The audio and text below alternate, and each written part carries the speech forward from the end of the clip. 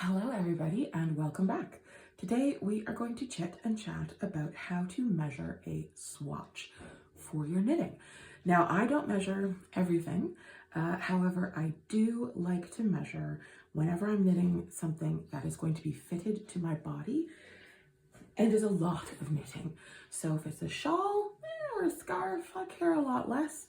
If it is a hat, I mean, you knit half a swatch and you're already halfway through a hat.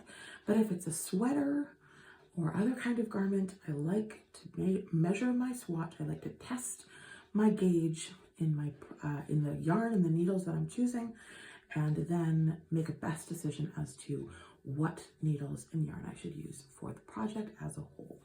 So today I'm going to walk you through my process and hopefully answer some of those burning questions as to why in the heck we do certain things when we swatch. So this is a swatch with a couple of different needle sizes.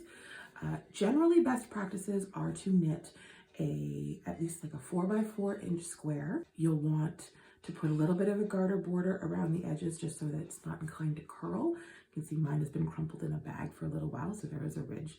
But just know that when I did measure my gauge, the ridge did not exist.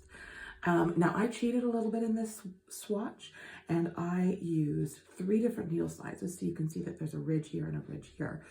And I was just testing out the gauge at different needle sizes. When you're going up 1/4 or 1/2 of a millimeter, the difference is going to be minimal. You're looking at, say, eking out an extra 1/4 or 1/2 of a stitch over the 4 inches that you would measure. We have a swatch that I've knit. I knit this one in the round, so that's where this trimming is on the side. And all I did was when I got to the end of the round, I just pulled my yarn around and started again, leaving enough yarn that it wouldn't cinch the project. And then I trimmed these. And then I washed my swatch the way that I'm going to wash my finished sweater. So I let it soak in some water and some soak.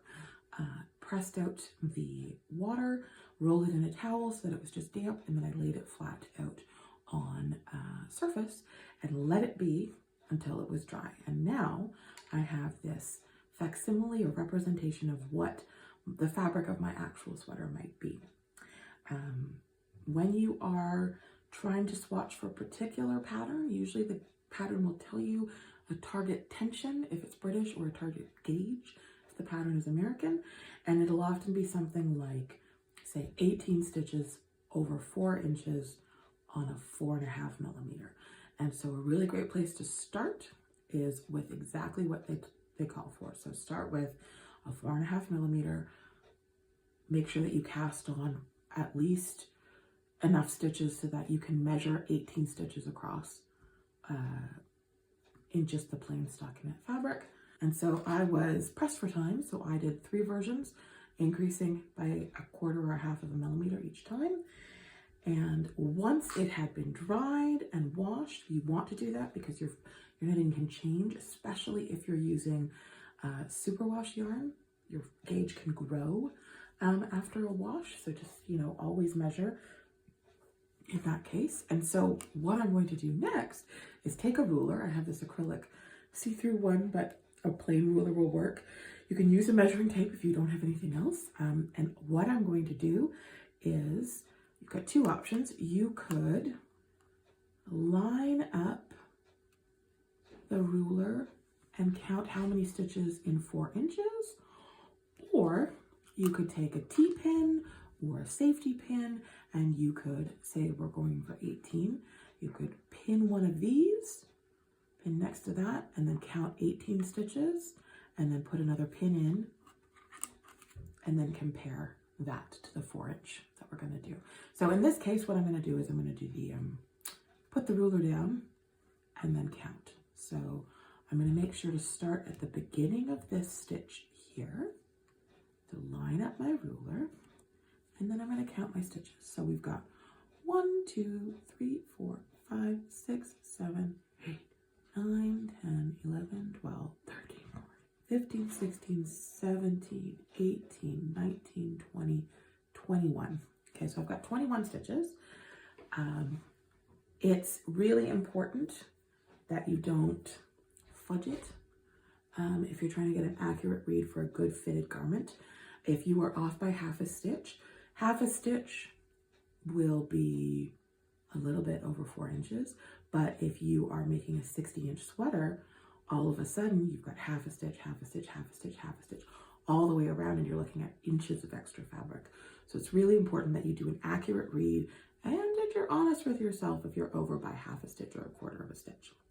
You'll notice I'm not stretching the fabric because that's not how it's going to naturally fall. So we counted 21 stitches, and if my gauge was 18, that means that the needle I am working with is too small. It's packing too many stitches in that 4-inch window. So I would have to go up. So if I knit that on a 4.5, I would probably try a 5, and then I might even try 5.5. And so that's where it can be helpful to do a couple of different needles in a swatch. If you're really not sure, if you're playing with the yarn for the first time and you're really not sure how it's going to behave, it can be helpful to get some of that data all at the same time. And you might see that I've got these purl ridges right here. There's another one right there. And this is actually a really fun tip that a friend suggested, which was to purl the number of stitches that correspond to the American needle size, so that you can, you'll always know what needles you used for the swatch. So for instance, 1, 2, 3, 4, 5, 6, 7, 8. I think that's 8 purl stitches. So I must have used a 5mm needle for this swatch. I'm pretty sure that's going to be a 7, and that's probably going to be a 6.